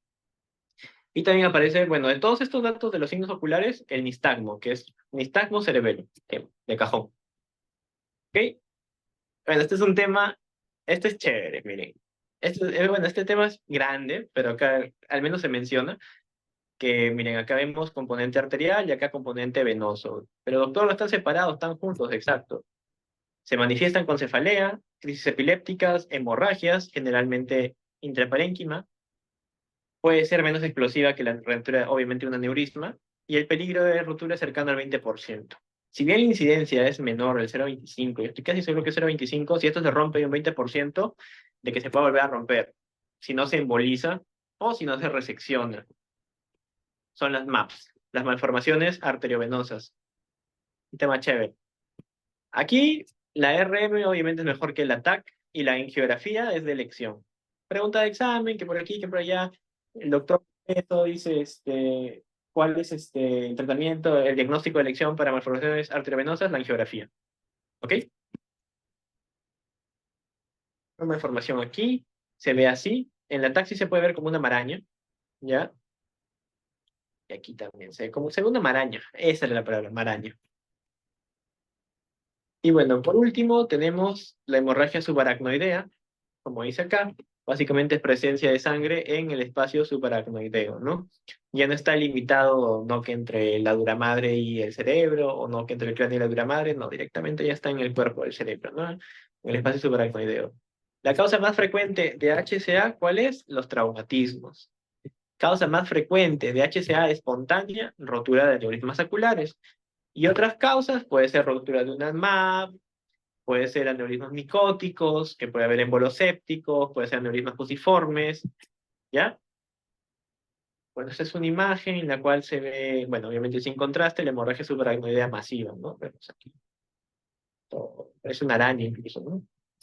Masivo. Y bueno, esta es la embolización de Collis, ¿no? Acá, miren, si se dan cuenta, aquí, voy a acercar, aquí está el aneurisma y aquí adentro está la embolización. Básicamente, es como que, pues, ¿cómo les explico? Como con cemento, tachar una raja. Entonces por ahí se metía el agua, se metía la suciedad en la raja, agarraste tu cemento y lo sellaste bacán y ya no pasa. Básicamente esa es la embolización. Y ahora sí, para acabar, porque esto ya es la penúltima, que es el caso del pretest que me hizo hacer Ariana, eh, tenemos un varón de 55 años, residente del Caserío de La Choza en Tumbes, alcohólico de los 18, fumador, es albañil. El día de hoy su esposa lo encuentra inconsciente en el piso del baño, motivo por el cual es llevado al PS1 La Choza. Médico al evaluarlo lo encuentra con un Glasgow de 11, lo mandan al regional de Tumbes, donde se le realiza un TAC en la que se visualiza una imagen semilunar hipo e hiperdensa que desplaza la línea media cerebral. Paciente es derivado a un neurocirujano, quien pese a programarlo de urgencia no logra salvarle la vida. Respecto al caso clínico, señala la alternativa correcta, qué tipo de ACV presentó el paciente y qué estructura se vio comprometida. Entonces tenemos un paciente varón alcohólico, ¿ya? Varón alcohólico, fumador, mucho tiempo de este problema, y en la imagen se ve esto. Forma semilunar, hipodensa, pero también hiperdensa. Muere. ¿Cuál sería la alternativa correcta?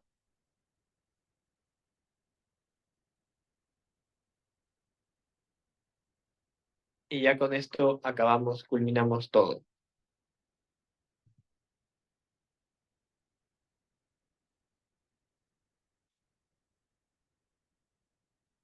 A ver qué dicen por acá ustedes.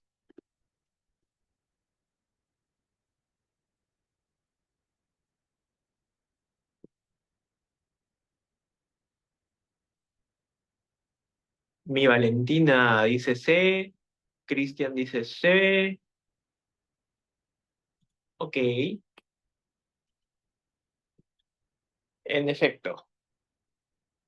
Hematoma subdural reagudizado por origen de venas corticodurales y como dice Paola, por la TAC sería la C.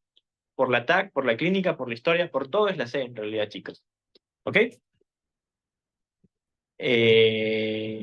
Caramba. Listo, muchachos. Esto ha sido todo por el día de hoy con respecto a ACV. He tratado de hacer lo más didáctico que se ha podido.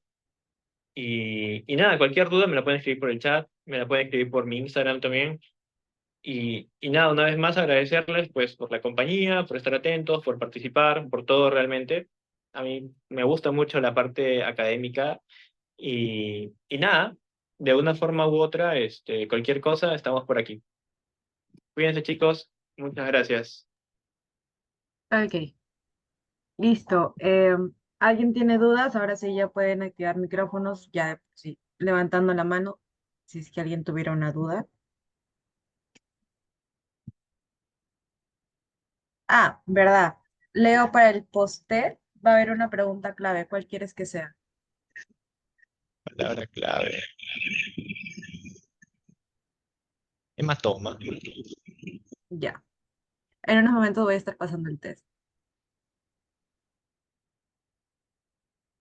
Listo, chicos.